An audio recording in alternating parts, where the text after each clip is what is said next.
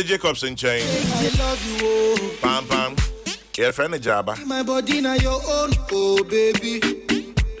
Before we get to that one, let me just remind you that you can go on.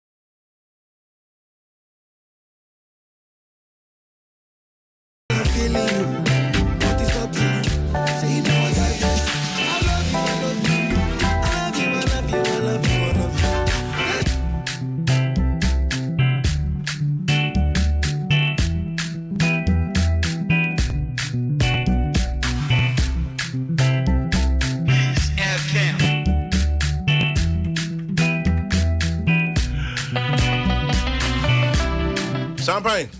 Chairman. Mathieu. Yeah, medio. Boko there. Christ na don't empire bibi aboko. Na ya dance ya no pay. It's me dance. Run man run. Santana will see you. Who can Kokrokoo say misinformation. But we say I pass RTI there will be a few questions.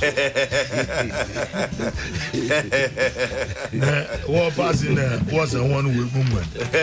MVP are the MPs. No way woman. Just few of them were in Parliament. Speaker one, Deputy Speaker one. Into one not trim. And the Abambabi no Ofiama or possible. The Navy are in there. And NDC for as a bill and I'm speaking like NDC. Why do I think you're going to say nonsense?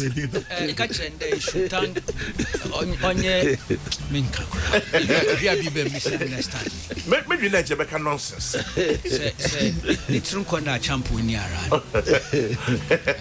it is the mongering. The mongering, not the rumors.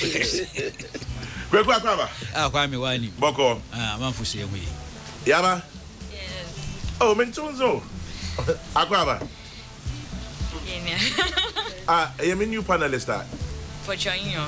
Eba constituency.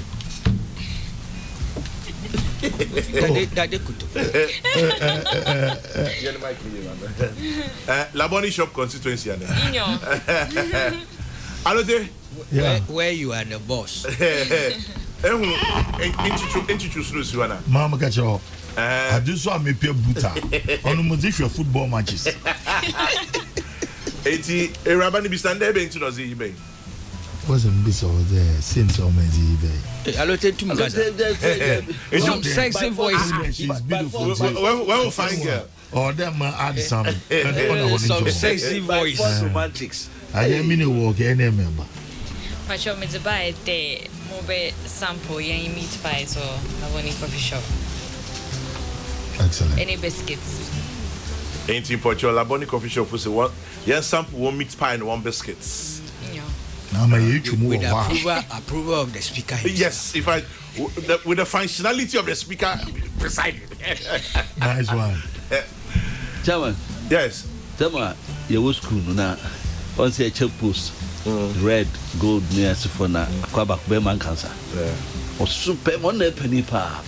One check post near we in nature, so any been a head teacher besides Sabema. Post Ben a pay. Or head teacher and Massa. In the education officer be a campaign. And can you meet by attachments means Attachment, Baba.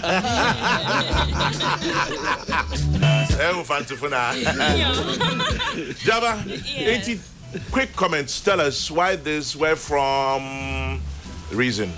Okay, so this meat pie and biscuits. And the macabre for Pierre. I know, so Kachi, can find some meat. Come there, no, Otabruchi, no, You're bringing about. Pacho Mika Chiana. Nanka. Okay.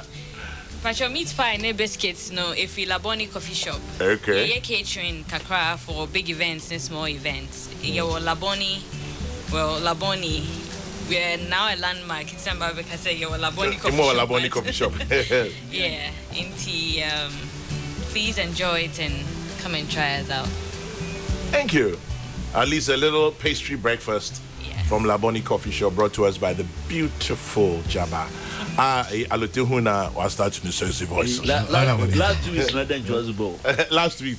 Our birthday, no? Ben, you post birthday. No, I just kind of president birthday na Mr. Join on a Friday. You know, it's Mr. President. Hey, PBB Zaka. Jabba, that's right. Okay, thank you. Okay, thanks a lot. 7 minutes past 9. Peace FM. Ese na papa no wabo. Wabo papa why you hate you cry? No wabo dem do wo. Ese na papa no wabo. Wabo papa why you hate you cry? No wabo dem do wo. Why you hate papa wabo chon? No wabo, wo no wabo. Oro voyata. Hello. What him say na mu police beat me abecho. Police. Kwame. Papa. Police here, your police then I where the police home.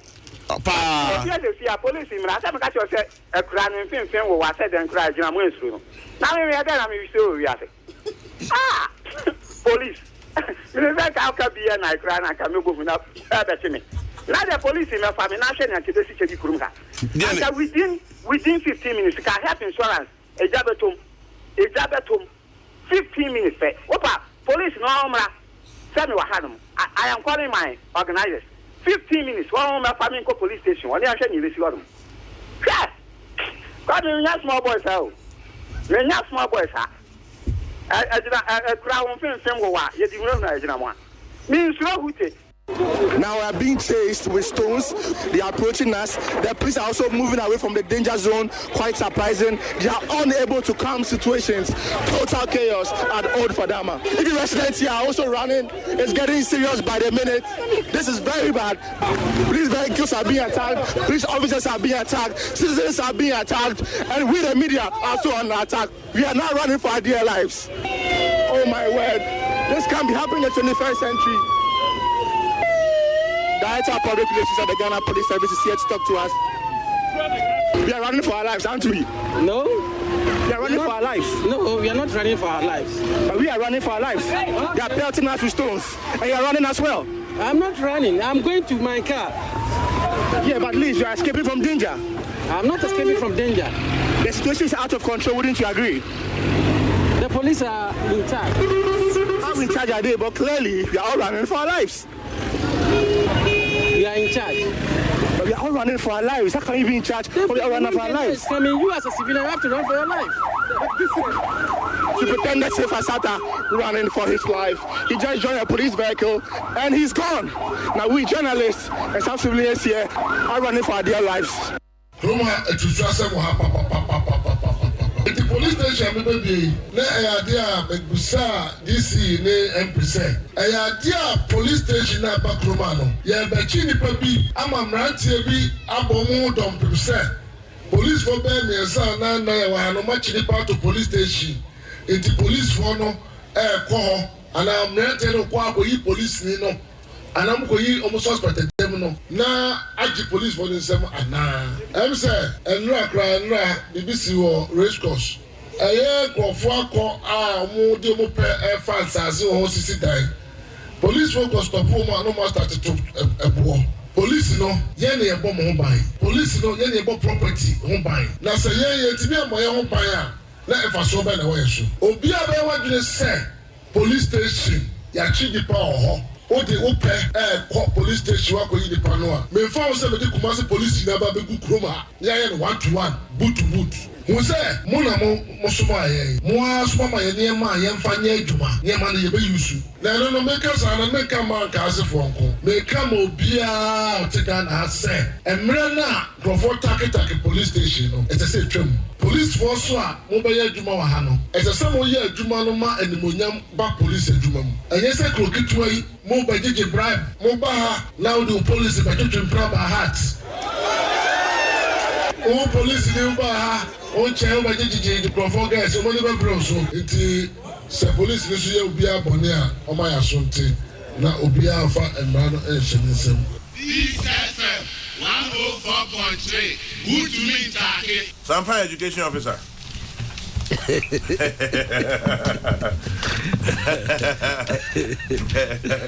Shiba your children Akwaba Adom not FM Ayabankuna using I fresh and Pochowala Shenkutoyala Nkutoyala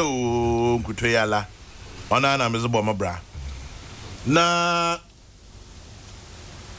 Munda Mia RTIO Mayor Gridco Mayor IMF Sampai Chairman Mayor Gridco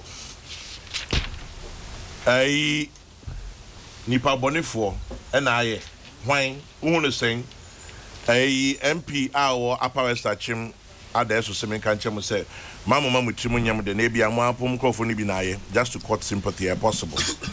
What do you make of this very traumatic experience for most of us? Cham me that say yen chair ye tiefo yeah Joso tiefo na mpa yo boma yen nyame de na ache na me madam fu Albert Edubu ahe MMT metro yes na na woda o ti achim crew and catfish crew na say yamanitim kwa Teresa office of the president say yamanitim kwa pa chairman yes me who pictures in the first imagine you say the usual mranti aba womunim IT mu nyama omutimi de computer nipi na energy minister num call site ekoko hunu ekwohwe ye na mehwe de anka betumi ama ato oman no me hu dream me ye me yanso say a free hin said the no now can a very criminal minister kanasem Peace FM any there minua Derek and so abeka to so no chama say okona obi sunisu na kwaji sunu say onewa na wo yema wankasa akokasa ye wo na aye asem no minister ka asem no wa mo obi din say asumasi o say osusu say the pabonfo bi a won benya na nkasum adura yen eno susu say wo aye na member of parliament aye no betina wo show so chairman now bana be ka kire say hwe wudin onani party na monfa nani emesi wo mo so a aye mo wudin eye de na akwaji asem no efa ebia no tufu chama futu no me so betimi aka bi hwe na se enya intermittent outages kakra said this for so mo kan so benya nkaga na nyina dumtum nom de aye politics no eye nyina anim sam it is as if see na obi nso be so a na we give credence to the fact that mo betumi aye saade no but enya ho na me ehia me net sese adentina amanyofo asem to ya mumie ha asem na de bia ehona na chama me ba no nipa bone ni betumi aye the moment I be call tangent fufuro bi no na edi asem fufuro so eba but adentina onu so ebeba be kan say enyo anu ko ma hu say si wadam fu jeje enso aka similar thing teminim say I me hu baby aye we say e social media na ne kwa na radio pacho me fe no we dia minim wom ko parliament dom nyina hia na omo dwene sa asem no hu na omo kan makoma dia but say it should be say aba yan hwe effect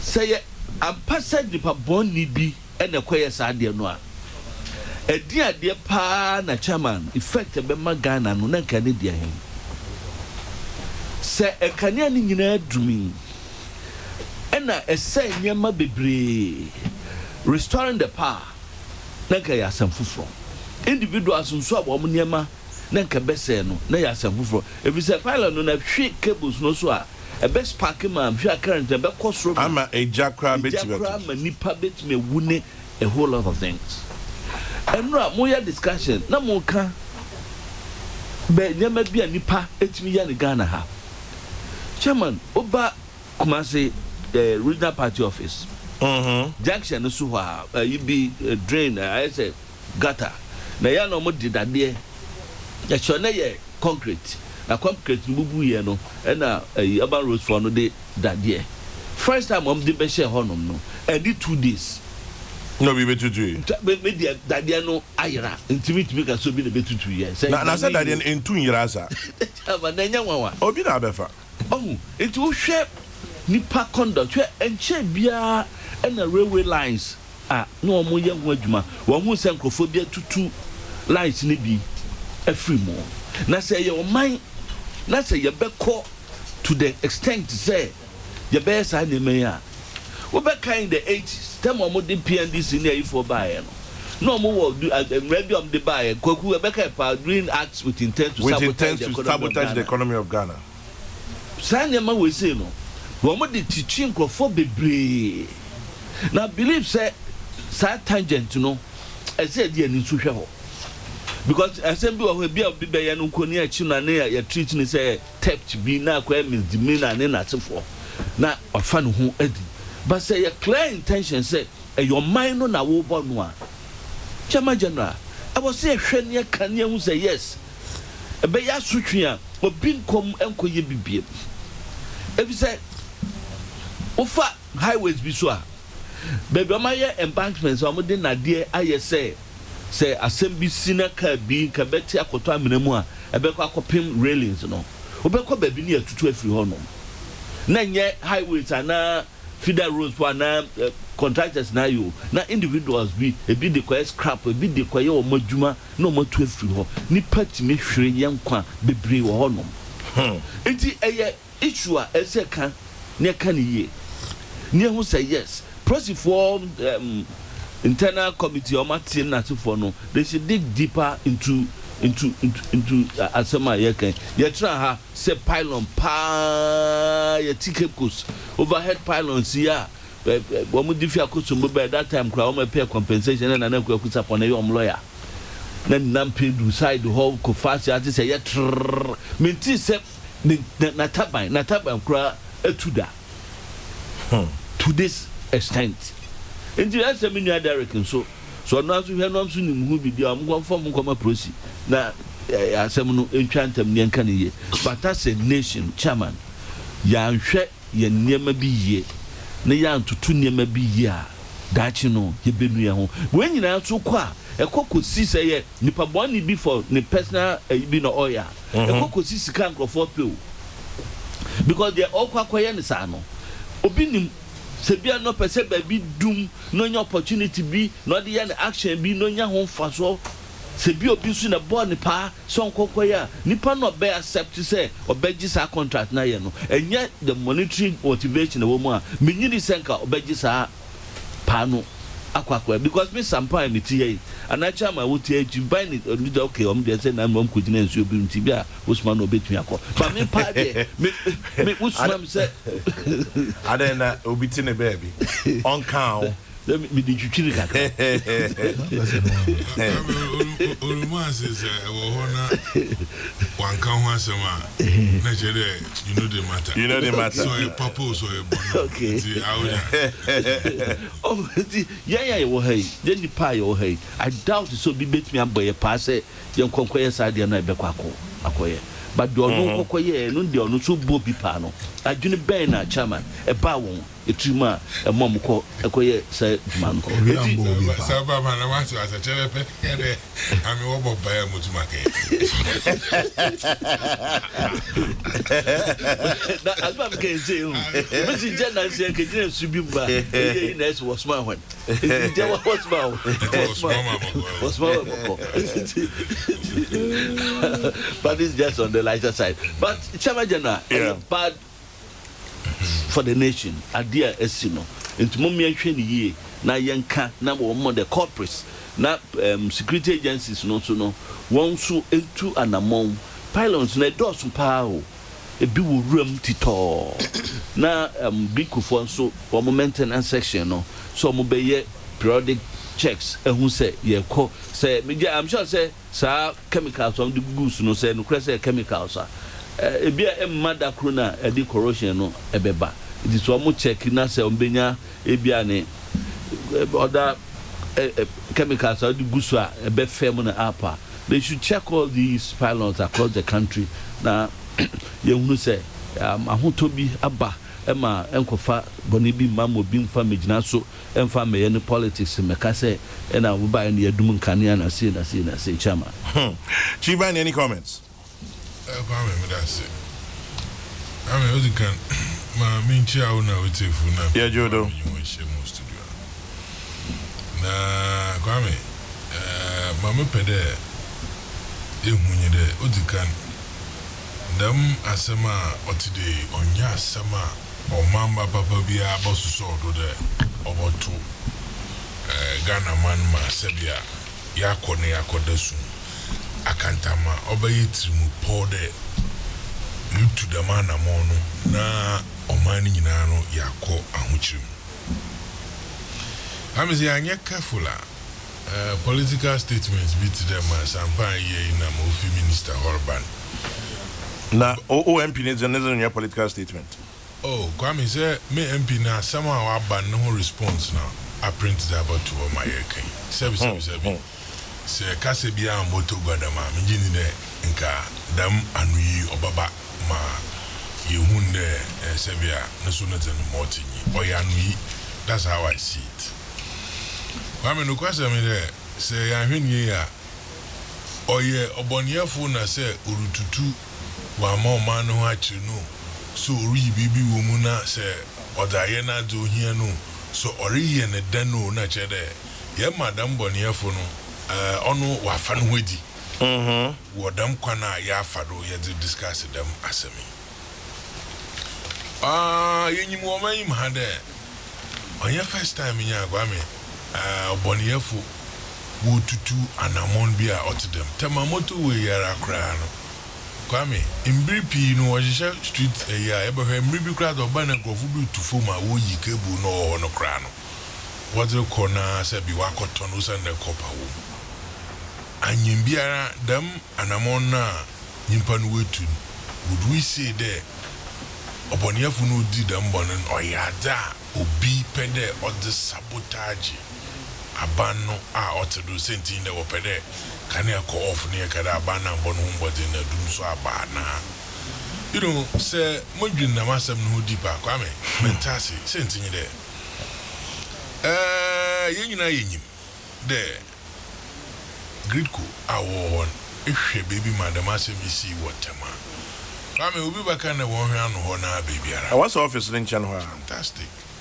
Kwame, what comes to mind quickly, especially when one wakache and asema we see or at the boyesam into a police CID wa bema wa hwe kwana wo ba fada wo ba chi dam nimpana wo di dam ewurika samen Emma moving forward in the them situation be.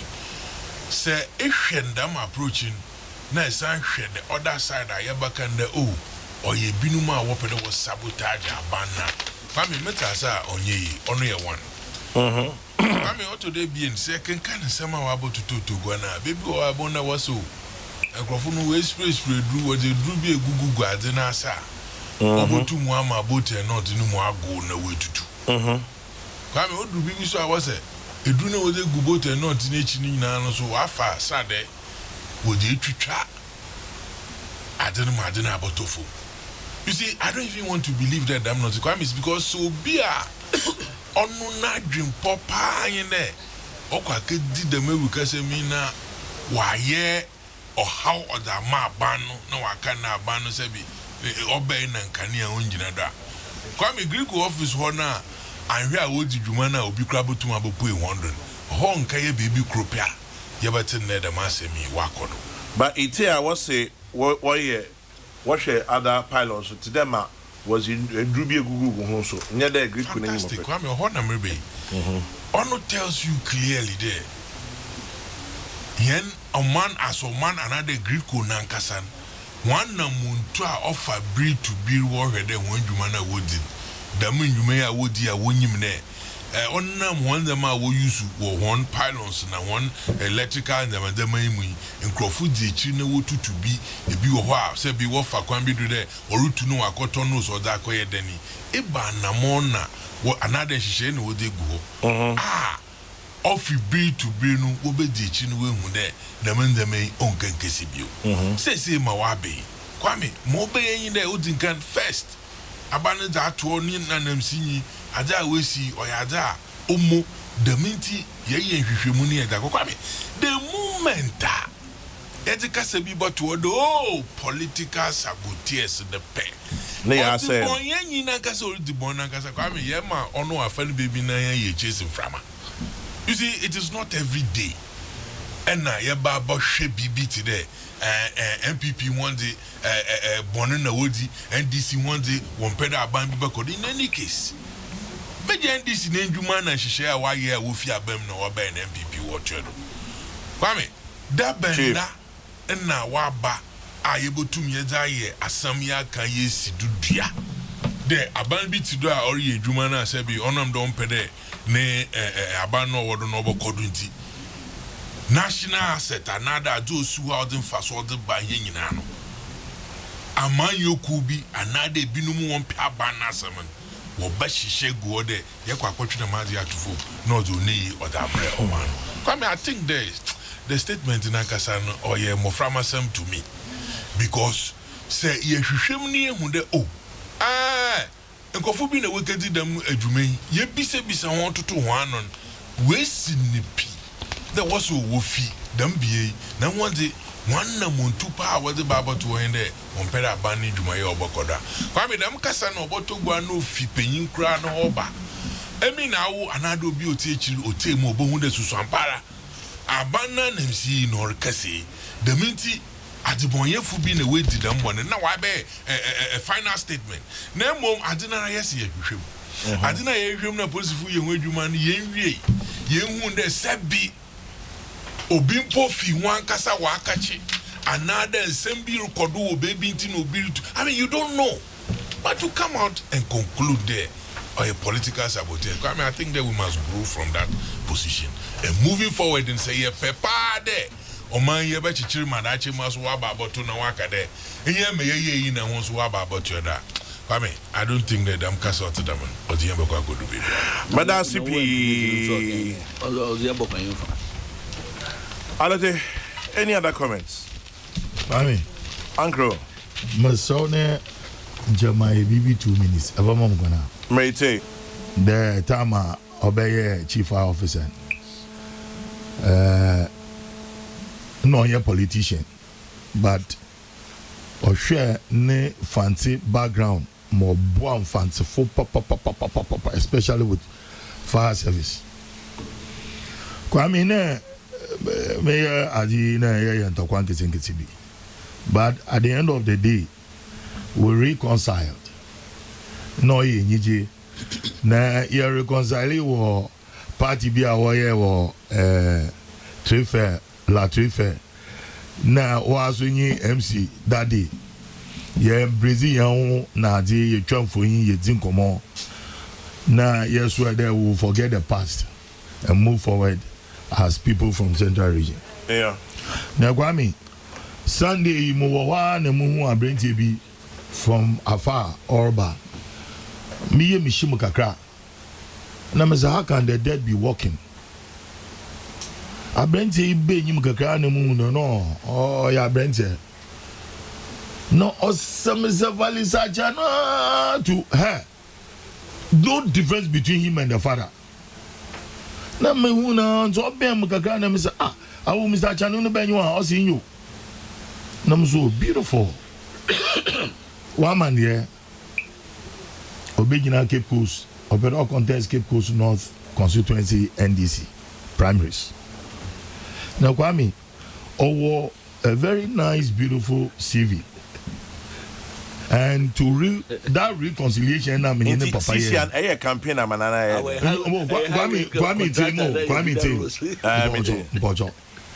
sometimes you want, and you may be see, na Abujuiba. Sometimes you need to remember the past and move forward with the present. Now, I'm endorsing the gentleman. Ntina msao kakada mam 2 minutes be. I'm endorsing the gentleman because ni papa okitezin obwa the people of Cape Coast. Neneba Kwame, actually new resume are excellent. There, oh yeah, a clergyman, a businessman, a politician, an international conference speaker, inspirational speaker, an author with a book, A Man of Divine Wisdom. He has a vision of building a legacy for his father. Na ni degree okita so yin da okita MBA in marketing management, executive MBA in corporate governance. Hello, CCN. What's the pedeka? Me use the platform. Are you serious? No, me appeal to the people of Cape Coast North there. Achano, eja achano ne baba. Wome nya yente nichi. Na yaman primary so obokon yaman kunyimzi no von contest Cape Coast North. Kwame maganda miwia Michia Central Region fune gwa funyala na mukrum komantifu me ben kweku kakra kweku ni ofie no we fi an mabo na e ba komanti mo mi ne asama Mr. Mewu ken menyu age hu asama Mr. Bekwen oye NDC MP for Upper West Achim. Yeah. Say Mr. Mewu pedu nwa. There ana oye political saboteurs. Uncle smelting plants. Or Ghana ha. Say ehwe yeah metal industry ya. Emretia wona to nanto kal kwanwa aya Kwame ihu de wo feel na de aja wo yen de wo twitwa bolts and nuts eko ashaman ebohu won adi scrap market wo eba agbogbolusha ebohu scrap market wo say eko other regions and districts are ebon won pi wakar kwan inde what you want in wura baller robbers na nikika won na metals na ebon ni nya de wa pack wakar kwan. It has become money na for a minister to come out the government saboteurs because you be awo nura in case you awoni renti nura kwar our Upper West Achim, no so obeja, no so akasa. Ne you in there. We will make politics MPP, NDC, and then at the end of the day, na you funa war one, no when you want walk up. We are not helping this country with this NDC MPP matter. Into one day. In check on. Be a social commentator. With strong leanings for the NDC. Oh, NDC is on a bois, Mukoku Mutizi for NDC. There won't be a social commentator. I don't yet on yet. Until me and firm politics in Besham. Nessa Botes and Ankasan when you won't free wako. Kwame wo to try. On yende. Bisa empty and full. Bisa voda for full. Wabaka cho de wo to try. One pylons are where is in ya boat and that's all what you try. Say what's a CID? EU investigations are one cost melting plant are wire iron rods in a nickel can wobong. Nay, Omea dream there, and Mirasu there, VRA Greco, near ECG, and the oil PDS. Or they will use the ICT to protect their pylons. Well, no matter what, there's no other substitute. Say, as they go use 33,000 cables are Nikawon into Munto. And the pylons yala now run away energy water. And see more way see order oye and you boy or the man and then also my companies now. Energy industry when there it is high time to them in canon one wireless cables in ya on pylons UD they can do same by installing these CCTV cameras. No what they protect one pylons. Mastermind. No mastermind. Quick any comments? Yes, Diabolic. Chawase.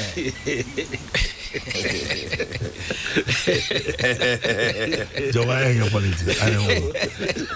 The one because in last week. David Achima.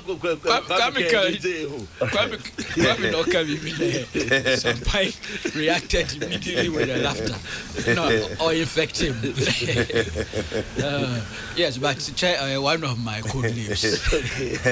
Sometimes Yamika else. Kwame news of a kind of story each the Pinin Papa Pinin or a former military general. Okay. I will mention the name on your big deal. One Wacho, this is about 5 or 6 years ago or some. Ephraim the same way I can diabolic. Maybe a program Penny Ephraim Kolifi. No say, see. Get your friend to stop calling you diabolic. I'm sure it doesn't really matter. Just all my friends do call me that. I said, no. Let him stop. Tell him I want him to stop. Make a General Hamidu. Okay. I said, no way. It shouldn't happen ground. So it's okay. Is he still around? Yes. He's around. He's around. It's me sure that me catch it off.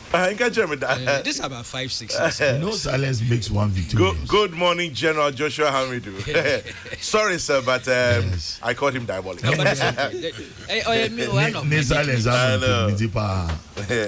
saying it on something. Metaphorically, we leave it there. Yes. I'm hoping that the friend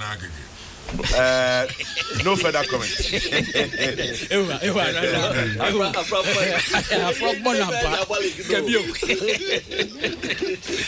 Oh boy. Wednesday, I had that. One of my closest friends and colleagues, Kofi Kumse. Yeah. Town from Diabolic. Master Diabolic. No, don't call me Master Miss. Oh, Kofi, Kofi Kumsen. Long time no see, no hear. Kwame. Yes, Ojam. Great Kufunu, one way issue statement, why they No, one thing you say. Okay, man. Match there was a way in China investigations in Yadama.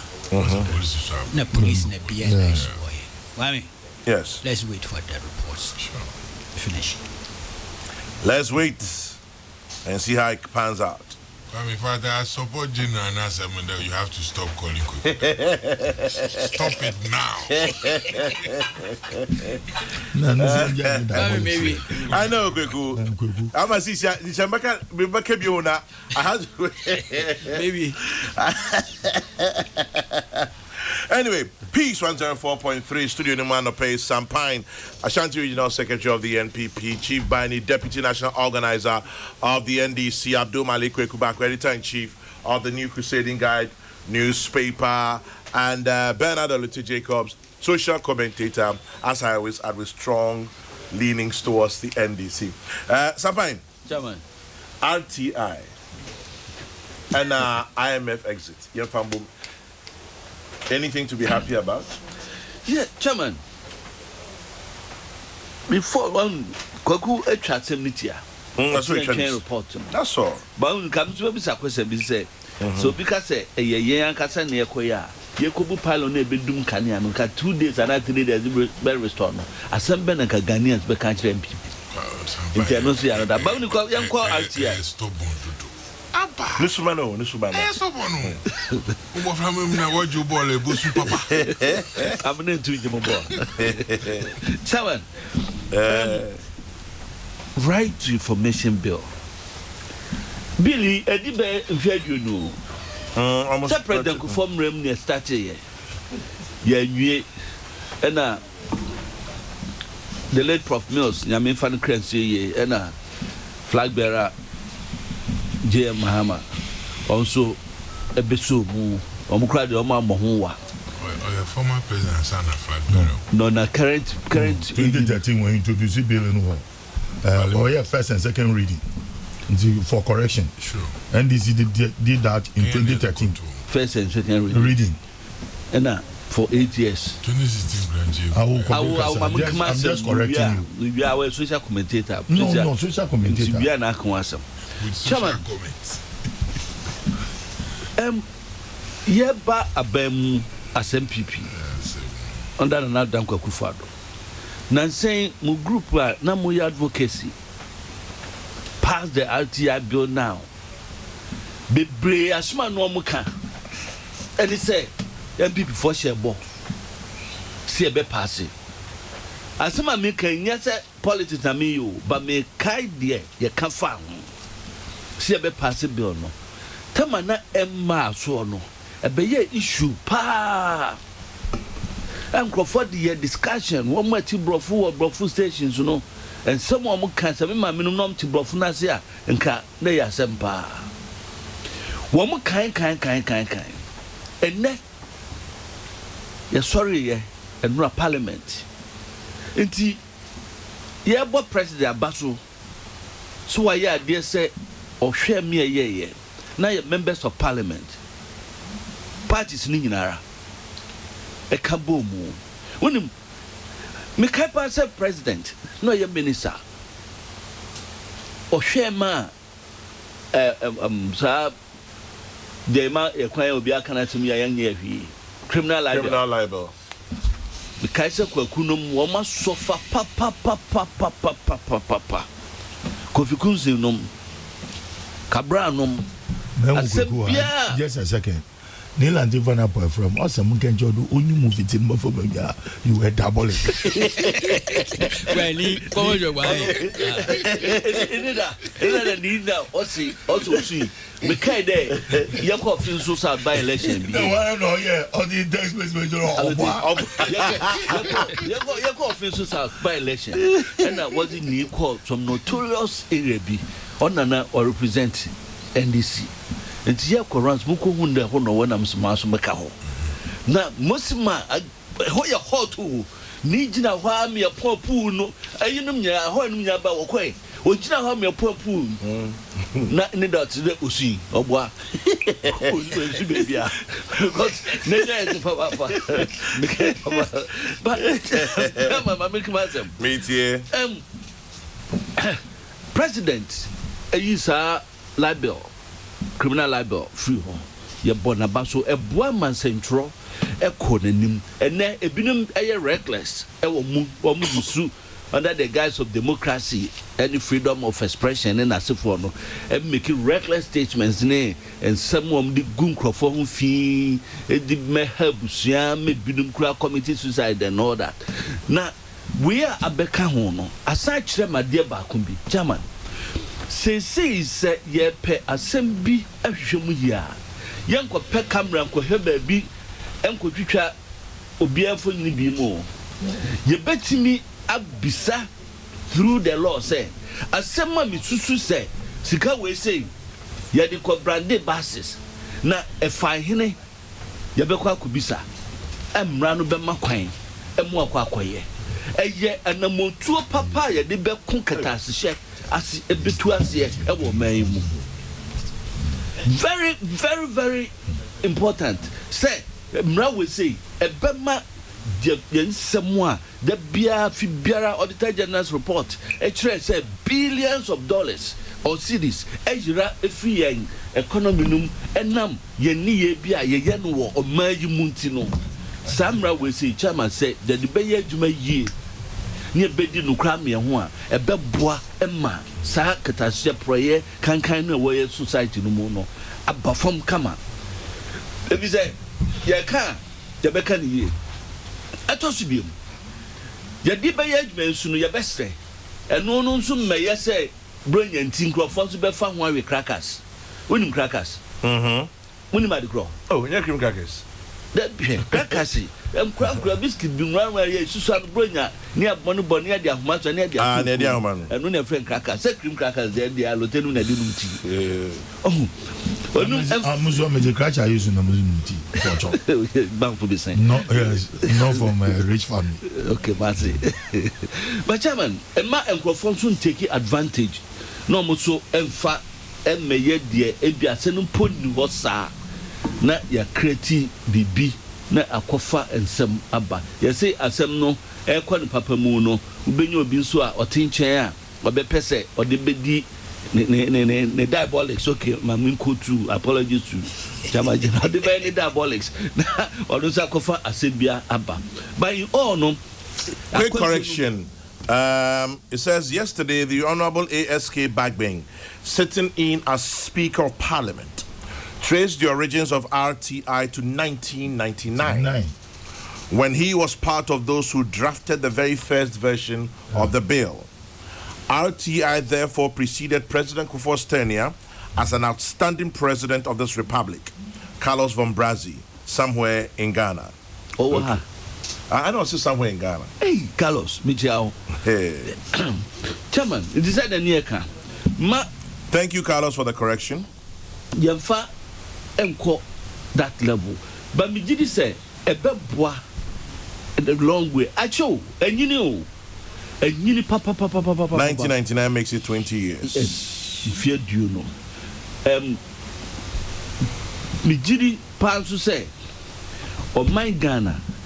Ye bejina so e de tu anamo bi ema aboa said ya man bi a ye de ani kohwe e de ye no bo nyina so e beka no ye beka so de yen ya ye to man mu nso no yen so yesu ye de beka akoka ho si amfa yesu ankoka ho a chairman emra no ni papa mu no enkowie ye hwe enano accident esisi ayeka ye road regulations be do man mu but do saying and the me kai pass in the 80s okay time na £1 e wo ho no e kum krofon kofa van buses mini buses by nti wo capu speed no I think 80 kilometers per hour and no nyina achi na mra no e wo ho but anku siaga ane nipa bebre ahwe won kwa nti adi aba no se yen a ye wo man no mu no won e behwe na edi aye adwuma no ye nyina so ya moa ya mfa anya adwuma e beye bwachibidin the kwebwachi bidin so a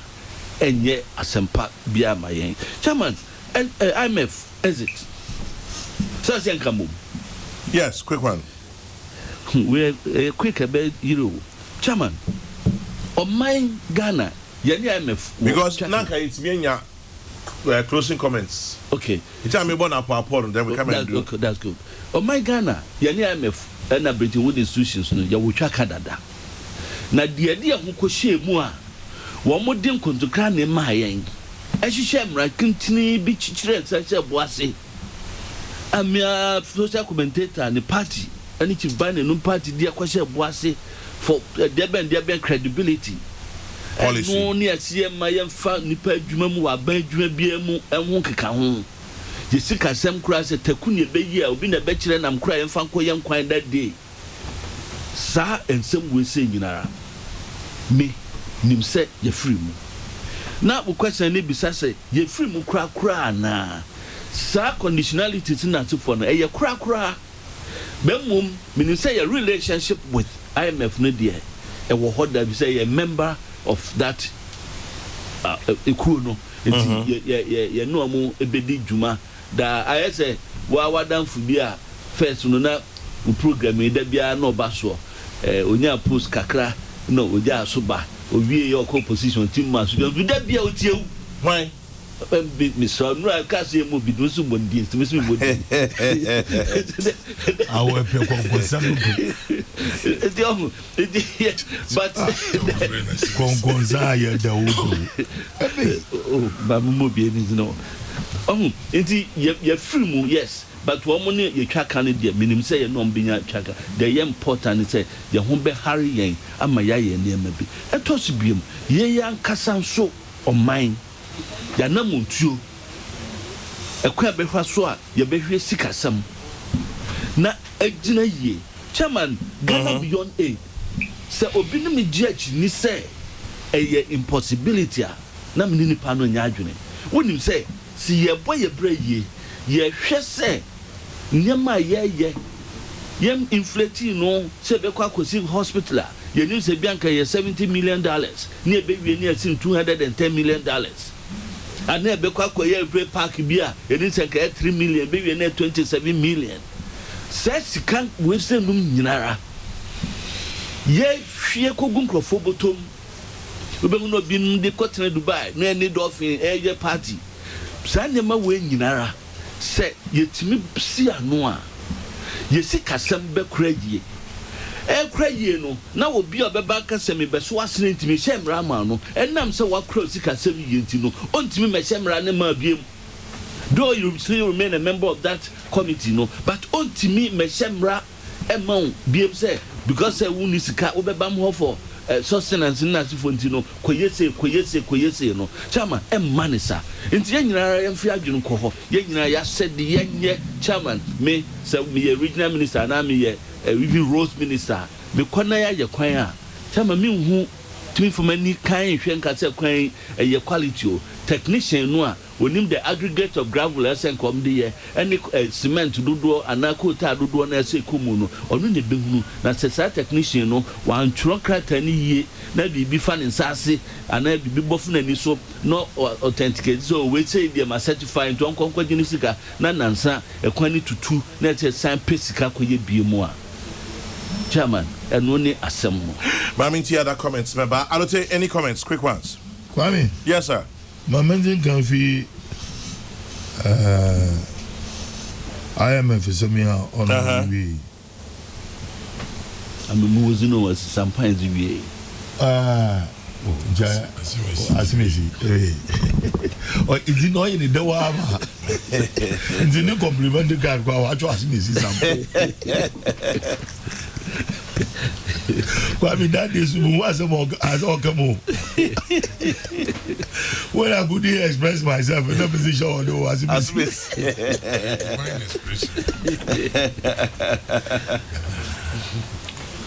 Kwame, Alade. The champagne there or condemn NDC. Jana Yazun Jode condemn President Gufo Nabirudo.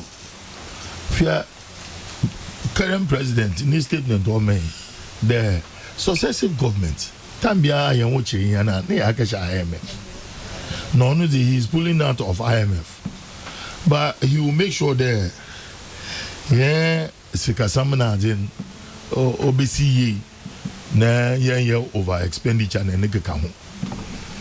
Just there as a nation, there is the need for us, irrespective of our political divide, irrespective of policies and ideas.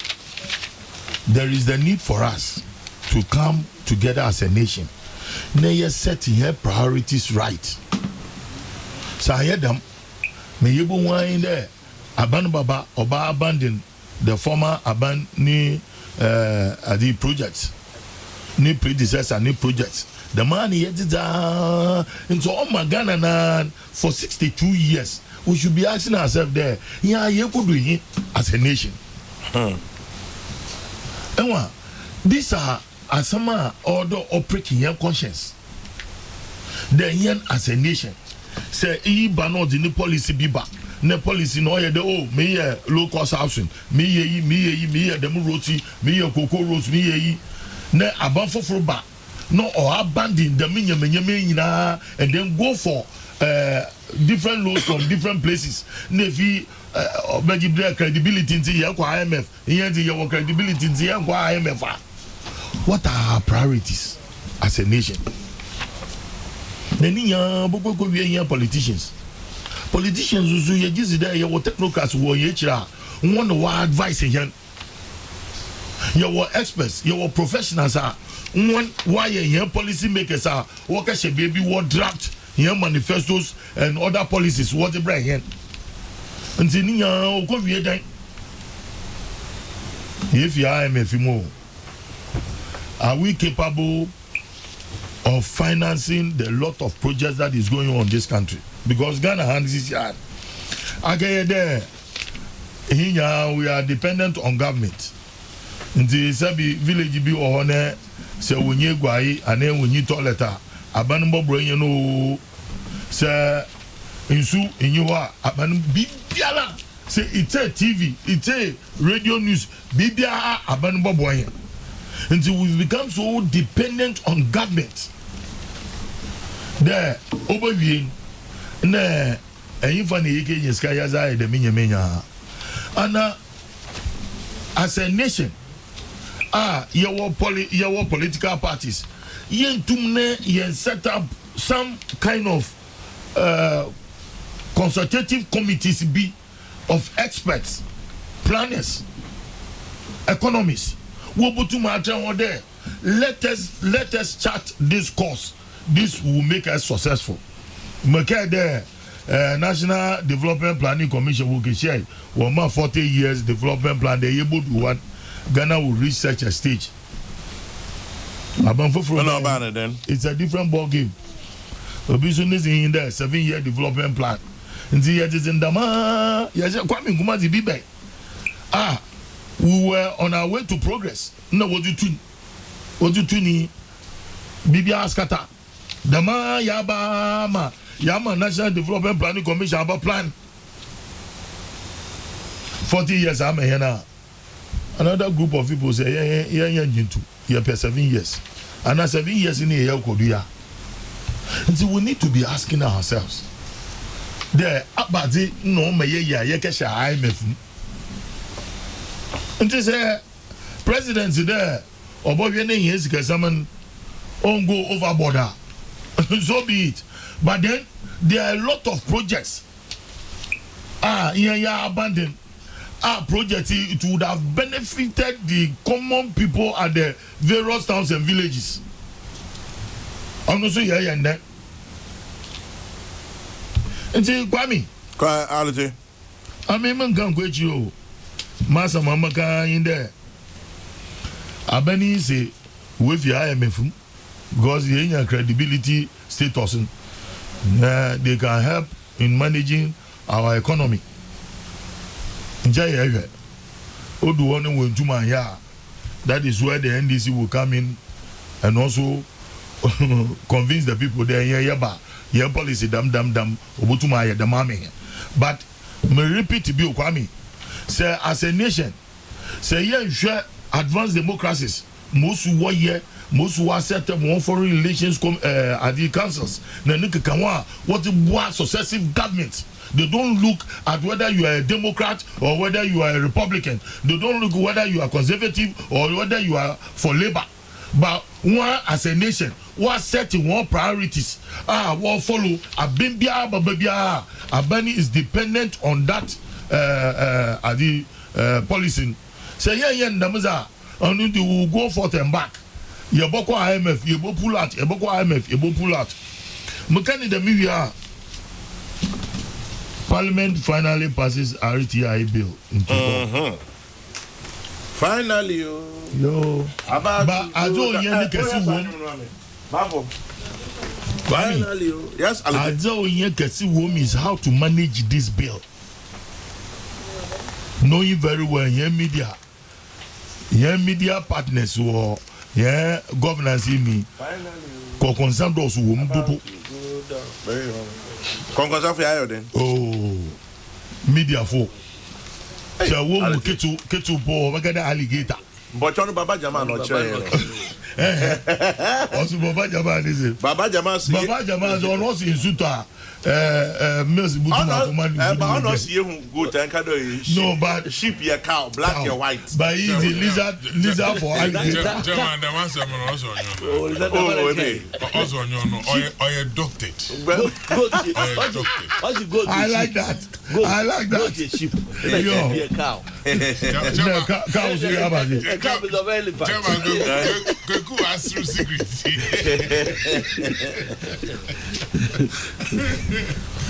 Enyima, Yajizi in there. This RTI Billy Obutum in a way minimize corruption in this country.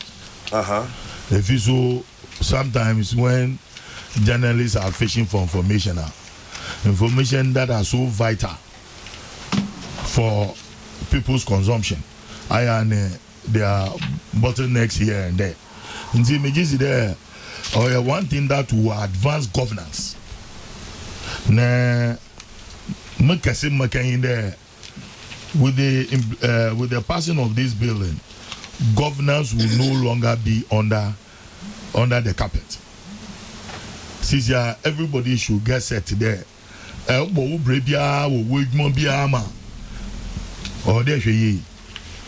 any decision that you take on behalf of government, no decision in your papa, because people will read meanings into whatever actions that you take. And see, it is good, but it should be managed very, very, very well. More expose this country to external forces. We should manage it very, very, very well. I don't yenya details in the aka then. But in there the management of this bill. Obobwa and our governance process not to expose this country to external force, because say or expose people will take advantage of it. Knowing very well there, speculation is a powerful tool. And we shouldn't use this bill to undermine the integrity of people. The integrity of people. So be the girlfriend Kesha hotel, ne police guard can ne biana billing aban urutia, ne bunny ye minister. Well in your mobisi. Suda. Mekawasam, Intasida. First of all, you know right to information bill. You know hotel like there's a band of Butia. Here then and look. Here then girlfriend can be a man. Men will you maybe know. Men you say to my macadam. Oh, how you gentlemen? Sometimes very interesting. A man for one brabo was moving. In there into Mumban was Momo. There's a Kokokoo crusading guy, the big Imna Nasi Jichi. In the Assam Sayu Baba. In the woman how to manage it very well. Obviously, Chairman General, on a very light note, now that we have RTI, can you please give us the names of you, Alute, and Kweku Bako's girlfriends? By the way, tell Kweku Aisha is listening. Segadus in London. Our answer is nonsense. That is our answer. on behalf of all of us, answer nonsense. Sir Gados, more ethical evaluation of me last week. Good morning, Sir Gados. Anyway, quick your comments. RTI and all these matters arising. Exit of IMF. We'll say ye. Kwame. Yes. Ghana step by step. It's been a long journey. Public advocacy for the right to information began long before 1999. Now, me cast my mind back, I think it was 94, 95. The civil society groups. That time, civil society activism only that pronounced, prominent. But it began then. Because the article or authenticate that this is October 1995. Newspaper magazine they were offering media monitor. It was the organ of the National Media Commission. Echo page 15 ago, Freedom of Information Act, a must for Ghanaian journalism practice by Yao Bodu Ayabuaf. Interestingly, now the chairman of Media Commission. Interesting. That slipped me momentarily. Then assistant editor of the Daily Graphic. Yes, assistant editor of the Daily Graphic. And some of the views he expressed then, 1995, are views that currently people had been advancing and canvassing. Will lead to this progressive legislation. Mr. Bagby said 1999, I'm the word drafty. I need to double check that because Mekai said the draft bill be called Parliament 2002. Kokrokoo, your voice is quite low.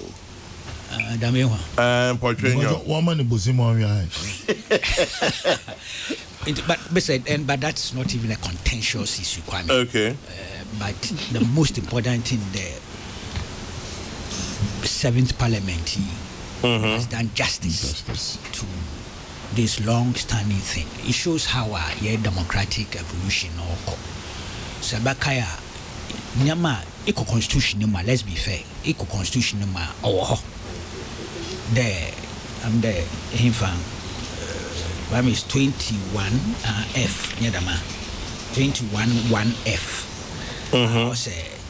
information subject to such qualifications and laws as are necessary in a democratic society. In Tadinlankasano or a constitutional provision, but constitution provisions on their own they mean nothing, or they actualize, they operationalize, on an act is seeking to do. Remember classic examples. For instance, the Public Order Act equal and also 21 YB or general fundamental freedoms 21 1D or say all persons shall have the right to freedom of assembly, including freedom to take part in the processions and demonstrations. But in Indonesia, this on its own really had no effect, even though a constitutional injunction. It took the NPP maybe for a year, 94, 95, Kwame, momentarily. Now it's any pain, You're slowly getting there. Ikaya, the MPP versus the IGP. Only not giving birth to this present day Public Order Act now you're using. And I may mic. No, you're fine. You're fine for now. Okay. Phone no order what baby I or mic someone. Yes. Also led to expansion of the frontiers of your democratic rights. Sabaka the same thing. Indeed, I think one must commend the MPP when it comes to some of these advancements because Sabaka the same thing, the same MPP took the GBC to court. Ekaya, and also led to the Supreme Court verdict there. Or the woman parties with divergent views. Woman equal opportunities. Ninia advanced the cause of your democracy. Groups like the IACDD, Media Coalition, the recent one, Samson Ladin, Elvis Dakumu, Kofi Bentil, Samson Ladin, Munia, I think Asan Kuma. These are people who stood up in recent times. And your sabute. Yes, and give this whole process the impetus or desire. Hey, don't let's forget our man Shishi. Yes, Akutuampa. He the Otro book long. Jubilee 2000 group. Yes. Yeah. No, see, both individuals and groups. Why? Even though I'm told that there are still few outstanding issues, or they the full complement of the act. They share areas because media coalition there's an outstanding clause here. They are not too much comfortable with. Maybe in the course of deliberation, information can be kept away from here. It is only after the deliberation or the information or disclosable. So there are a few areas, but it's good to have it. Example about this Public Order Act. Yeah, that's the way you advance democracy. It's never a perfect process. Make sure that you bring your legislation or be satisfied BR and all groups. But if you're critically, balance a different history and where we have come from, where we are going, yes, you have fashioned for ourselves an instrumental with deep in democracy in terms of transparency, accountability, and integrity of governance, or critical the fight against corruption.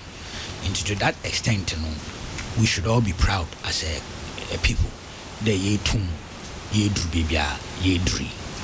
Now, it is the implementation.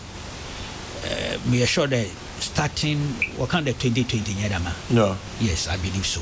Until they have to put up some structures, they have to train some people and all those things. By here, media and civil society, at least, so aim, yen found battle, the fight that we've been engaged in for all these years, Kwame. Abadibi.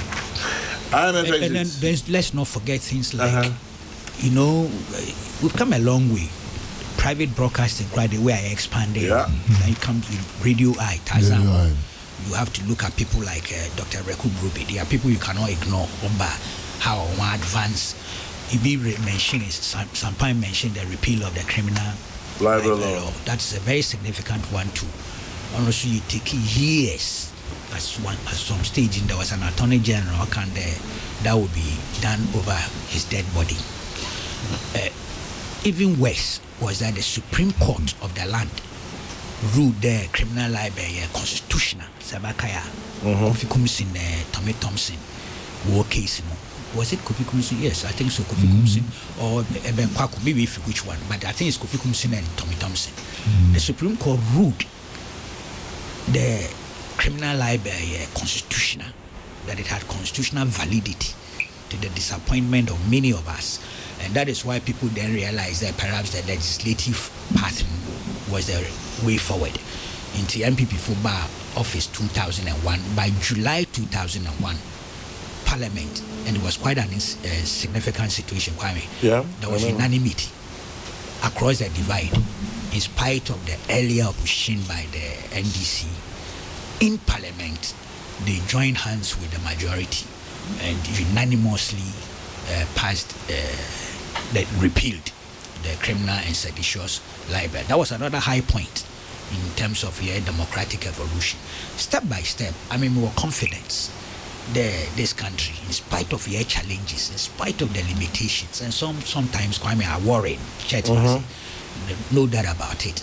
But we were confident this country will make it step by step, especially when he committee to the democratic dispensation. The soldiers and others will stay out of governance in terms of political power. Now IMF. Yes. Yeah, IMF. Policy credibility, one won't call on one of what kind. the work to seek policy credibility. It sounded like a strange thing to allocate in terms of how he was looking at it. And it was also because, Kwame, we had failed consistently to achieve targets set here as a nation using what we call the homegrown policies. It's like it led us to sanction to go and try and put our heads together. I supported that forum. I was disappointed the MPP publicly declared their one cop Sabakaya, but it's because of some level of fiscal and monetary indiscipline. You have to get a copy of the Senchi report and read it. There, it's there, manifest. They're consistently. Now you miss targets, budget deficits, and all those things. Consistently. We do stage be a way forward. Until they decided they about IMF. Yako. We've been successful. It was a 3-year program. But August 30th, 2017, this administration decided to extend it by a year because the triggers and the conditionalities are already fulfilling. Into me fulfilling. In fact, I'm even told that even now, my waivers be.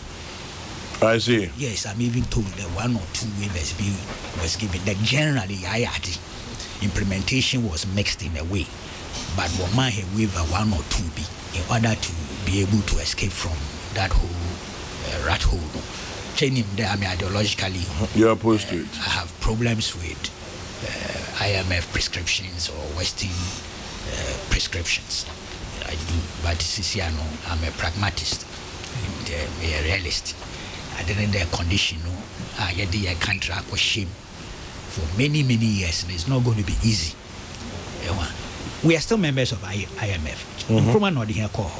As a member of the IMF, and so in your difficulties, in your challenges, I don't see the difficulty in going sometimes to deal with them.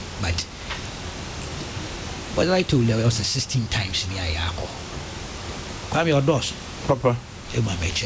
And that should be an indictment of a sort on ourselves there as a people and a nation. There's 16 times, each time in circles. I'm hoping President Kufuor actually did a lot. We need krakra of them. One can there extricate here from the IMF until the football club are able to resign or join another one. Yeah, it's not like that. It's not a football association where you decide that you can get yourself out of it. We are members still. There are things I suspect, if you had agreements, statements, there will be a certain level of them still being around. Yeah. Yes, may assure that they will be playing a certain role, be monitoring and observing, so that you are careful. But I'm hoping, since I set up some fiscal responsibility council. I'm hoping, and the chairman is the former governor of Bank of Ghana, Dr. Paul Akwa. Yes. He's quite a very serious-minded person. I'm hoping that they will have the independence and the authority to do what their mandate requires of them. Obandama, able to me a progress. Yako elections next year. Usually, Kwame, the election cycle or cycle. On issues, guy. One aya, Skasamno, Oya Butubutu. And Martin, the president, he pledged that they will maintain fiscal discipline and prudent management. And it's easier said than done. Was in Rabin Paba some act? Yes, it's true. Regulation be if you overspend. It has to be always up 5, below 5. Yes, you are right. And so one is just hoping. I'm not sure it will be a perfect process. I'm not sure there will be no challenges. There will be challenges. It just takes discipline, some focused approach. I'm hoping there in 2-3 years' time, I deny Basa, and see SI policy credibility or IMF. I'm just hoping it won't happen, Kwame. But if a third world situation, if a Ghana situation, you are careful, we could go back there if we are not careful. We could go back there if we are not careful. Yeah. Chief, any comments, and then we come and wrap up. Kwame, that's it. Kwame. Yes. IMF is saying, "Enya addition de kakra wo." Yenya kra no. Enya yo ha na weti fu nyina no. Enya nti ye de se bia nkruma no de ko join dem ku. 1958 as members. 1958. Kwame. No kwasa me there. MPP champagne na do danko akufado ne amanyoku. I ma onziru kakra obetonka. MPP champagne na do danko akufado na amanyoku. Kwame. Wama yenya ntie bi de IMF ni sebi oye isu boni bia ndisi aban onam ne yempe de mabun kanka wo mai wobenya hoto wo adwuma horo a ibotum ya ye ne wonye bia ye onunu muzuzuando ka ho na sebia ya kwa akodon hon ma Ghana fo wo bre nti nde emi amete hedi I mean as a person as Chief Bini oye menyi jesem de MPP na do danko akufado wa bem na nne waba na odi ye discuss the sebia ye fimu but you been phone with table no aham kakra it's either ringing or is engaged in some act or the other. One kasa mfu. Abi abe kwegu. Oh, I mean, Kokrokoo. No, Kokrokoo. Yeah, Zampine. Kwabi enye Kokrokoo ni TV. Obi afare zentu for. No, but Zampine. The problem is that you take Osidam, you know how to manipulate the machine. Zampine or the phones be na terminal in the mobile life for Kokrokoo. And yenya ntie bi from the MPP wa Ghana food do no what I said IMF na yakwa kodom no wa makwan ma se bi abanin djuma na djuma ahuru pi wontum won fa Ghana fo wa djuma mu kwa me nde no kwese mi de mi fifi ha kona minya pada am de boguma tifi senti de se ye fi IMF mo a na che de yemabun pi na onye djuma ya onunti wara hawo Yakupon na domara MPP na kwa akufado na bai obotum wanya edwuma ho wada mo se targeted to some particular sector. Na me dam service ni nyina no wo fanyimpa obeye enti ye fimi the best expected dam service ni nyina kwa me obotum wa ya dom those particular ones wa fa Ghana fu mabun mo na yetum ya bo hon mo so wa ko ni again Sampai kasa no can be one penny wedding can waka or ye Ghana beyond 8. Kwame. Semi bubuma bafuma nenta sayin de sebia yebodum pempendubia onka bande sebia la sula la bia baba anade obabande ye wa ho chirumunti ebimpomba so yemfi na mmom ye bobomba dini aye ndwuma horo wo manhim ha yebotum ye gina ye nado asoman Kwame nanso meka kuru na bien me disise nyima na mu hope that dachi obey ya Kwame no wo mo te senti de kana beyond aid nature ni nyina no ye gitum so de enabo ohawa ye kum sebe ye ndama nyina oye aginsemani chire ye bobosa ansa na ye tum ye dzendama ye da tuyi Kwame. Yes. Busa boni ye bonu sunu no ya da yeri jasa bi e kaw ye de guwa e wana obaba echiru no obaba na wa ba botua. Kwame said dam not pa obi babisa from mamiti na me nkrofo amenyo wa ku fi de ana se ye hwe na ye nkodum pempendu bi obi boso hiase na ye basra na ma ye je gu hon yedi nhihye egu ho a ichima wobahwe no wodo no afa ho etua ka wona nde ye bonana kwame ye bede ya guarantee de sebi ichima na obaba daman on kodum pempendu bia obehia de obehia aid anade ye kan mesimo be ya nda ye katum framama obehia ye mfaso na yetum ya achieve bibi political enti kwame oya semsebe na IMF semen upon the major na maba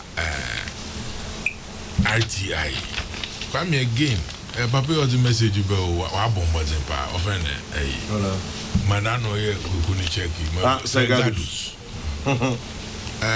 kwame you see me jizi there as a man no ye ba survivor chiri ye janya twumna amanyon ofre henyi mayeyen senti there say it say me baby ma me nuanu ma ya was one communication no call na mesima o ma panyin ni suna ne banti na o ma panyin wa ba na wa ma right to information bill wa the moment I ever end am na bra nkrofu wejin kan wa bre am panyin fu dada Chairman Rollins ba o ma panyin kufo ba Professor Messi am fa ni kransi John Dramani Mahama nande na do dan kwa kufa do na bre do wa ba na Parliamentary jatu ni ede kwa kaye juman the moment I ever started praises yet told them human na adepotin kra na onam de yede de madwuma ne ba betin kwa me ye ya dan nyi senti ne attention ne ba boko baby my year starting way na obrea individuals koku wabubo wondin wai won nyinara wan effort awada shame my year kwa kodu baby my yedri kwa me na ye jada manza manyina ho na sebi nwa wedding kan ye bon abado wedwuma waye na omampenyi otedo nde no so onam na abredu Parliament waja atum ye de kaka yedwuma no so onya na abodo bope na ye hu de asoman no dam right to information bill ya wa be oyaza ye nyina ye hu ne papa odba mahena ya jatu kwa mi sentin de enzempi na wakodo ebi na champagne obodo osa ofane bass branding na chede oyaza ohawon wodam dwumadin ho fi de o nhihye wo ho no wo hwema na wo nyankrate ya na mo hawo no hawo no kwame yes sabi obotwa na we hu sentiri na bebi mo do to kwame nne aban ye wodwe nzema pia sabi a waba ma aban ne ho rekire na na de oyi ya no ofa ensema anyimpa tiechire a wadwen ho nde dabi anya yeti ekiri ni yesusu de adwuma no mesi moroko na nsam orban anka onye de bibi obandam damenti dambeli a wabe oyaza oboboa masabi he nyina yehu baby my tiri beda ma enan beda but the moment yenyi yeti focus the bill a wabe obeye adwuma pe wabra obi na ban owodro pe na chede sabia adwinpo otechiri na yeti baba bo ma no na yeja no bibi again menye opinion roteso ya adwin kwana ye ba fada o de ye manage dem ndem ye mesi mo be ya kwame onka ye de me tumenyi me de so bi no ho dem nti aden sabia ansan ye ba hwem ni ye ba hu dem otin pon yen kansam which we do a lot nimpa na samba na ya try no medium ni ye bu no fo na nne dem adi obebe obama hen kwan ema ye tum yakofom ni ye hu hwe kwame mo hwe anape me be ene de no fa in fact na menye o producers ikro kase na mbisendo nka obaya eba nsam no so nsam obaba ba nyi no oboda madi do na mso okay sedam bili ni hu samba ma obehia de modo esuko kakra chama eyim de so sourcing oya ade kru bia asoman nkanka tama MPP wo opposition waka wasem wakada onyaza obo man ne kanko na minti won oba wo bohwe ne wa ye no kwa fofudo da minti na menyo kase ye wo minister of procurement do kwame yes se eko wo friend public procurement authority on website kwame ibohu de so standard bi ho contract details no owo oil for the supply of 40,000 liters of vegetable oil Kwame na, to my surprise, we share 40,000 liters. And a contract in no do no or 2.220. 2.2 million, 2,220,000. So it's $2. No, Ghana City. Now, Kwame. Yeah. School feeding. As a businessman, minimum there. Was getting school feeding. Well, honestly, I don't know. Kwame, as a businessman, minimum there. A ban sebi so more contraja. I don't know. One city on them that ban no kwano fado no chair and sana we to oka wada mountain. Obey here there. A boy under odd over so one city abandoned on your one city. When you two or better walk one over fado. But if so in them program here American and I project here American. Na if kwana sabi ne bunu mesi morty na de bagum. I don't know 1 liter no or ye bear the 10 cedis maximum. Ne shed at Esika dada. The man today no Obama me metwana mona makwana makwaji mun krate. Ne ya hwemni ahwende oye den ye na wodi dam ajo today wodi ma nchiremu bi o a asoman ama protecting the public purse na do danko akufo do o shebo there 1 year we kura the man no be ye mo mani yetum ye service kai na ya heard that chimba na kwa me ya hwendam na mayaba ya anyende ye busting the praises ye dama omanpenyi otedo do no nkote na wa ya dibi ombada wa bra ye we fi baby ma de ni fi ba kwa me then we are missing it ma kan there poli won a wotire fi a wotie yen eyan aman yo fu ye ko wanyim ye nyon ka politics kwa me wa bren ene kwesa emire abade ya na montun indeed oba ma hona brabo na da oba hye hon kram we hu de ye ba ya baby before mo dimpunto da ba hon abrabo da na mi na me ye onye im na me ye edi mota na onye emire aye community kwa me ye madam ondi enyim Chibani mamena say mekawa wutie me say erie be no miensa University of Ghana Legon East Conference Room Professor Kofi Ejekum book no ye de betu ja please ask Chibani whether he accepts the fact that President Akufo-Addo and the MPP deserve the commendations of making the RTI materialize. Mukaila Jonas Kwame, I'm standing on the RTI bill to ask Kwekubako to tell us more about his experience in Galamsey.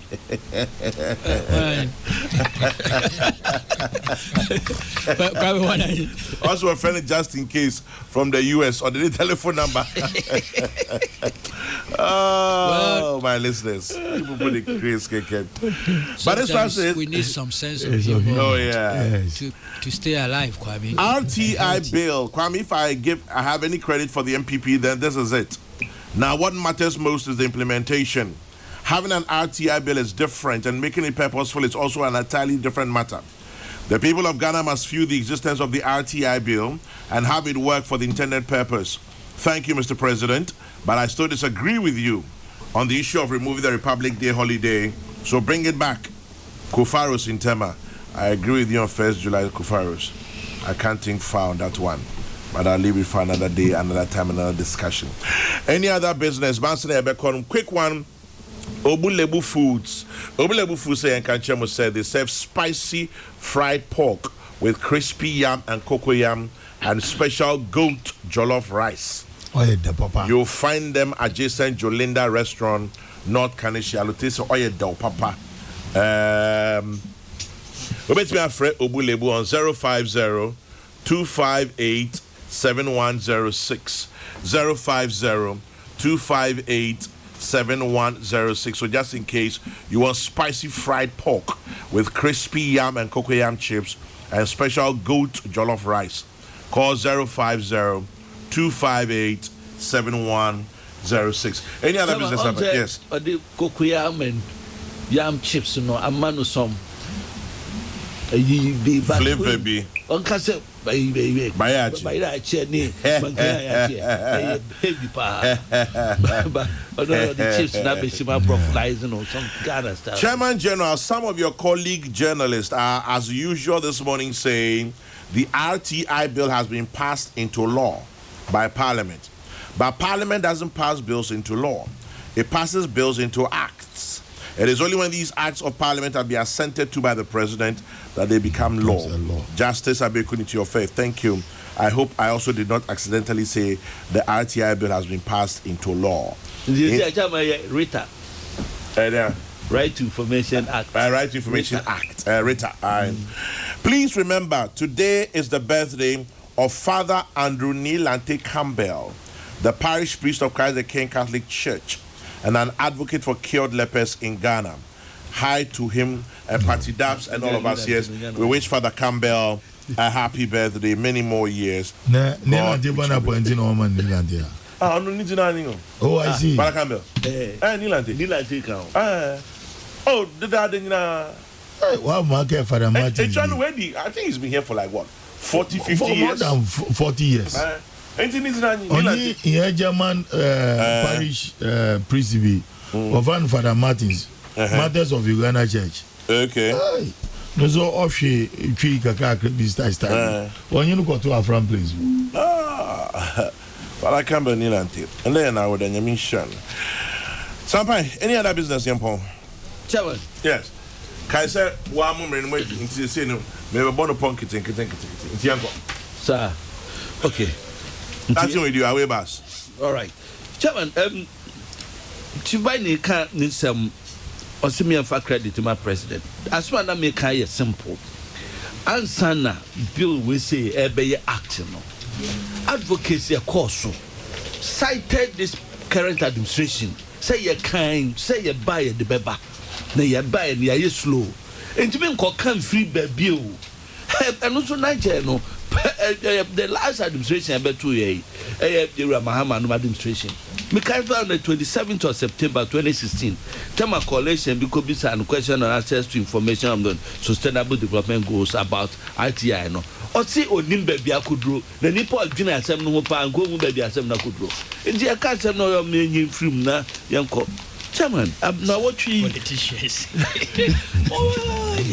They are a terrible group of people. They are different animals altogether. This matter. Don't politicize it. Across the divide. Right. Otherwise, say a very specific.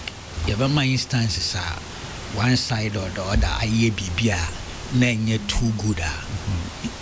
Your side can be equally cited for one attitude in 2016. Yes, on this when matter. they boycotted the. I'm not too sure if it was a boycott, but nobody boycotted. they didn't take. Yes, but they didn't pass because they had problems with it. Because they But not from our side. No, from your side. From the then minority. The I remember minority. I even criticized them on News 5. But the point is that Abba.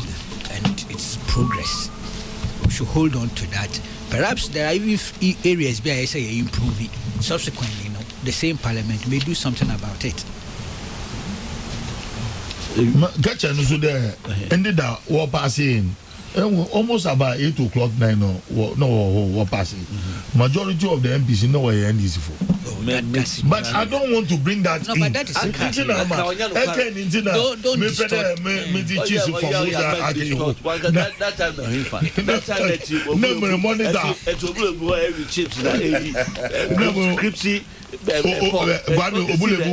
chips na oye do buta mamu ko keep goes na metra no war driving na mo wi nkaka o there yes titi Chairman, I want to take a kill my Oja, brother ya.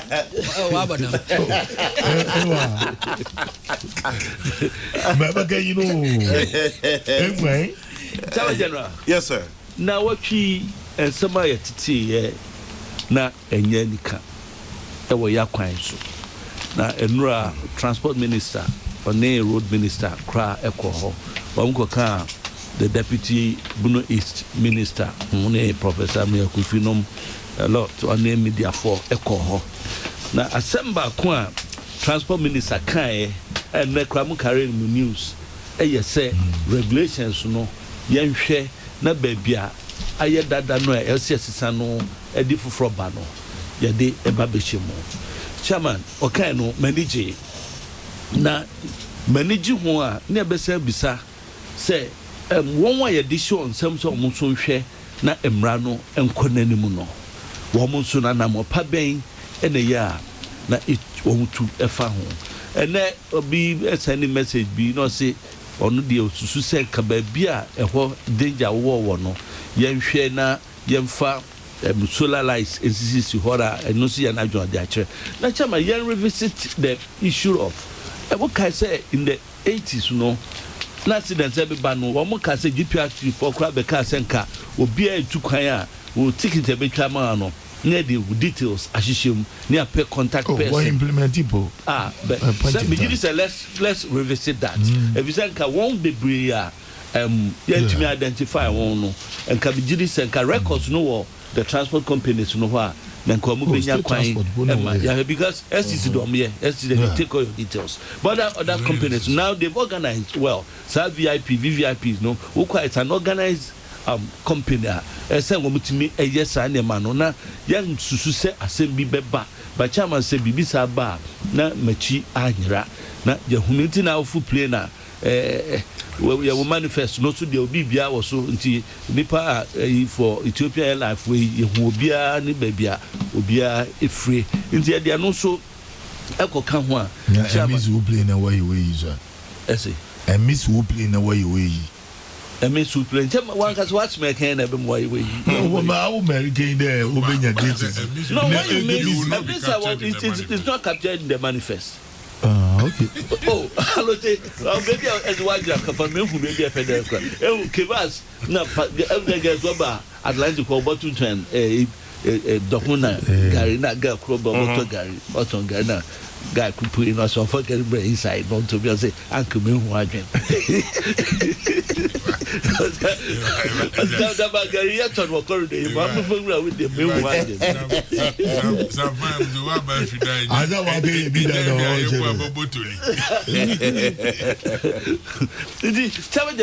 Yeah, and someone here.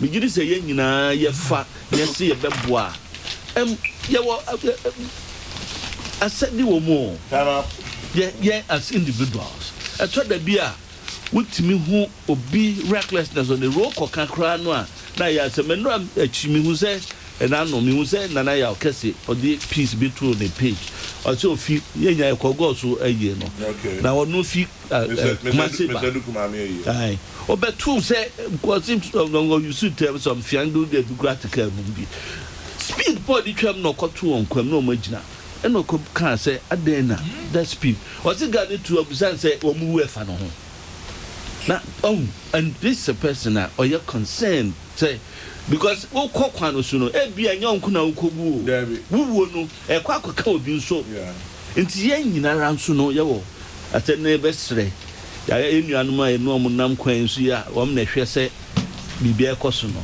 eyom hwe se bibia ekoso because nanu ambesna kokofo dia kofi ba fi uncle na ye amachi me di track bia baba oh yeah ebenden me di track bia chi wa hye bidie no afu ataban etu di akira unhu anim unhu ne nchen unhu ba bia it is a 1 hour na se wo di akira me wo anu na otwem wasankare police barrier otwem bogu ninya barrier ho eja ya yonkufo enom ti kwan so wo ko masem no anka ni ya ebia na ese police ni ya oti obi ni kwan senti wache no because say oti no bisa ni change na we nya kwan na ma no a ebetim di ntokwa about disturbing public peace edu na police ejima police ni bi so mori barrier no all get your driver be there. Where your seatbelt also man bedemu also you are charged for attempting to commit suicide.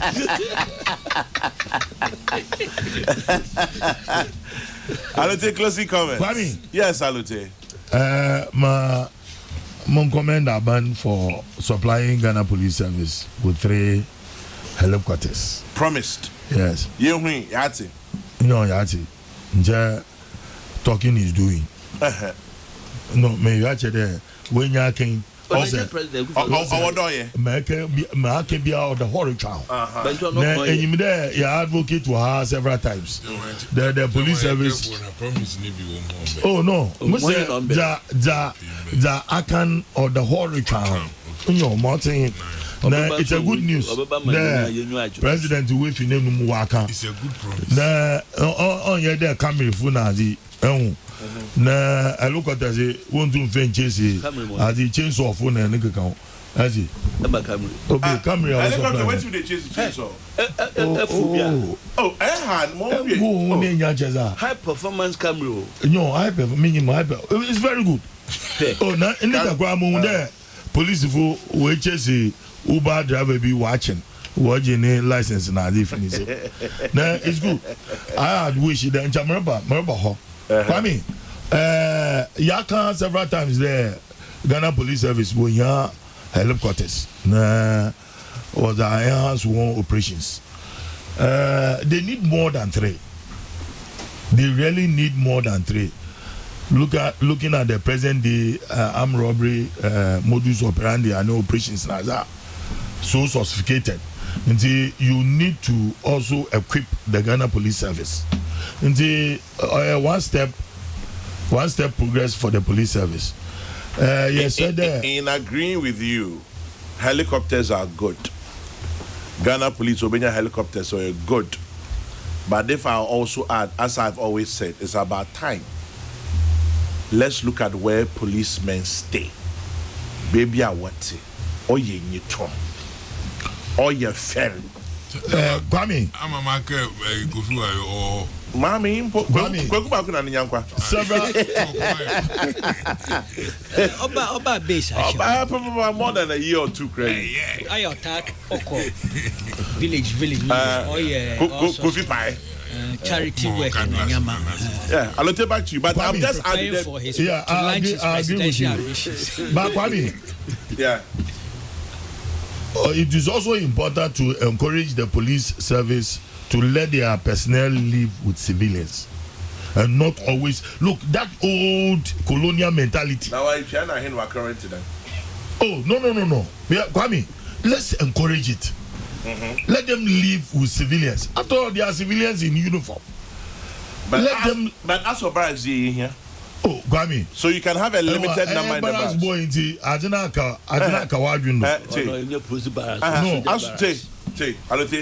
as for a small holding number of barracks doing here. Oh, for operational purposes, is doing here. It will still need a barracks kakraka. It's one day they be on the baby walk on match pass Azana. Who are sent one to no here. Kwame. I don't tell this from Nyanko. No, one are this album. Okay, yeah. Kwame. I don't tell. And the New York Police Department. NYPD. Helicopters Nazina. I am one then speakers. Sorry, bye. I'm saying, listeners, see, be foolish. We'll be safe. We're friend of Jerry and Ponsa to Sabato from the US. The police gets 3 helicopters. Hey! Now the birds in the sky should get ready to pay 5 cities for flying without helmets. Jesus. I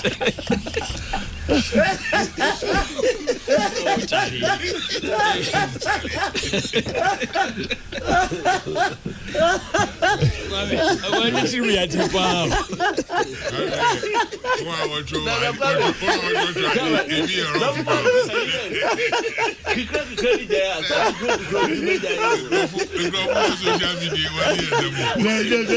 What you mean? Megaphone now. Was it Aquaman and What happened to it?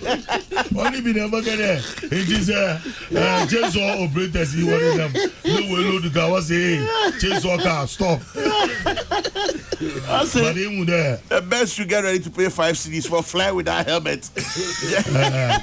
I'm happy there. Oh, Jerry Sabato. Yeah, police force also. Police service. They are going to be equipped with this ICT cameras na ne keka won aza ebinu go report to them Chicago police for oshisha one way so that they can monitor your operations na ne keka won the police service needs more this is a robbery adosododo na impewu if you look at this Greco pylon as here Kenya adi chemical we use to see acido in Cape Coast here you are or the biggest supermarket in Cape Coast was the acid gugu yeah what the gugu ni we find them ni store ni store room no warehouse no the man who bubu room about warehouse oh man make a warehouse bazo amala bofu kaka meti mo mun kaka Inti Kwame here comment abayin zu na the police service need more of these items. Yeah, comment abayin the police service needs more, commending the government, thanking the president, but as I said, if I may add, it's about time you should be a police force to take. I'm a barracks no. It's time to change. Kwame, one advance one loans no one so one jijas as in one one. Emi on your loan in them PPP no. They should look at it critically. Anyway, sometimes JL properties. Why already the Obama police for houses? No more in there. One budget allocations. No, they go to. Yes. Yes. I mean, I'm there. Odinkan, I wanna at your chair. I will see what a friend Techima Kwando Nonye. Mama Fanti Kwemi. Dungo. One I said, we wash you one qua, one I will pray. Ebama, Ebusiani Yako. One I said, also what I said. Yasrin Yakupona over Hema, Wabu Martin, one in time. Amen. Now, Kwame, the man said me, I see no, I have a wholesome kakra. And the master there said, we freak a CD. Why you know where everywhere you go, baby, Aboko be under Woty, Abanity, Obutu, and a Mombina, Washakwana. Obutu, what do the Munkrofi one bush and phone at Zoma, a Rechichibi, Wabawon, Na Sabi wants to win with the service. The man said, I want to, and they will you be a grand or Abana over ordinary. My job ban is paying for the hospital bills and all that. What's it? You don't listen. Hey, no, what's a mobile money transfer? I don't know anything. One me time and pay we will see one. Kwame, if the crusading guide, the new crusading guide. The new crusading guide. Pastor, we are paid to destroy Anas. We were paid. Manase Awuni, Umaru Sanda, Mebela Kubanse, Nanonka. Kwame, Mukumuna Makane, na, watch it. And go for being away to an more about office. I watch it there. Why agent, our social media. I want what you want cow. While I pay our boy do beer, Sabia, you may be now run or Cassan, a critique. Na Uncle Ye Mabano, Obahena, Waboa la Payana, Sabi. Was wafa kwana one two more to wafa do madam teenager. Baby, he did another Nanka Kufando. Meantime, Cassinian da was in the say Guada or Cade. Ghana Nibia, Nia Manu 7 to chain. Now one here qua Bob one Nanda, why o Mampay, with two with tea, Juma or Safata, Mobile and Faso, that woman. Mammy the Minty, the man Asemia or the way Mestre. There, Obaya. Omampeni nangasa untuna namo na womo modina ihwehwemu a woman won fan botuga because on bia na a leading member of the party oma yeta se there anase na ni videos esemi be ma okohwemi oye ma offer a football nsemu empeyifu wo banifie nofa ma wonyine bakasa there ade no oba hawaban ti won hwe kwana oba fada when you're not in the bed, Messi Mobaya, I don't know, over dilute to my uncle Kahawaban. Why me doesn't say me now, and some entum yembu fado ne enado ne enko because oya assemby a obey no kra no oya yem hyihi odima yanyina na susu ampara se aban o agent bi a wonze anamoyi na won odu wutwa na onyi omanpanyin ne sre na ode sre Ghana fu nyina no so ogbebra egwa mi dem show ya making anya hwia magana kra e make sure they di chamia and one will bang in and they want to treat more fair. Inti so man penny on catch why them more catch for parliamentary, but damn be another back catch. And you sweet fricassee. Na Mezima at the year galam says and summon. The master me for Bohu de who said in the way you may Onubiana and Anumbi saw Abu Bonzi way. Na obey me yo, Yamin Pengu. Na ye you my papa dama, Sabi or mine. Ebinum so better ho baka na kwame se fa kan de e bobbo no ntuma ma se bia wenye di mbon wo man im sentin de waka kan sem bia the master onkoye onfa mama but dam chichiro mana o man onko ne yim. But I say in the meantime happy birthday to you, Dr. Kwame Ban Nyakon, General Manager Sustainability of GNPC. This is from David Amofa to you. Hey, Kwame, no, anyway, so Dr. Kwame Ban Nyakon, GM Sustainability of GNPC, happy birthday to you from David Amofa, somewhere in the world, I believe, who sends this one. Abdul Malik, any other comments? Not really, but Steve Bannon was calling my attention to the story on the front page of Miami paper. What paper? I've just read it. My friend deputy editor in charge of needs Hong Kong. Okay. Right. And then also Apostle of Faith and Kra Bedu. Is it diabolic? Very diabolic. Because anyway, I have a little problem. I know. I'm surprised. Me too. I read it. I read it. It doesn't add up. I have a challenge with it. It doesn't add up. I do have a challenge. So this is my own paper. Yeah. But I have a challenge with it. Story doesn't add up. Nah. Editor. No, Anya, it doesn't have to do with you. No. It is a fine attacking us in it.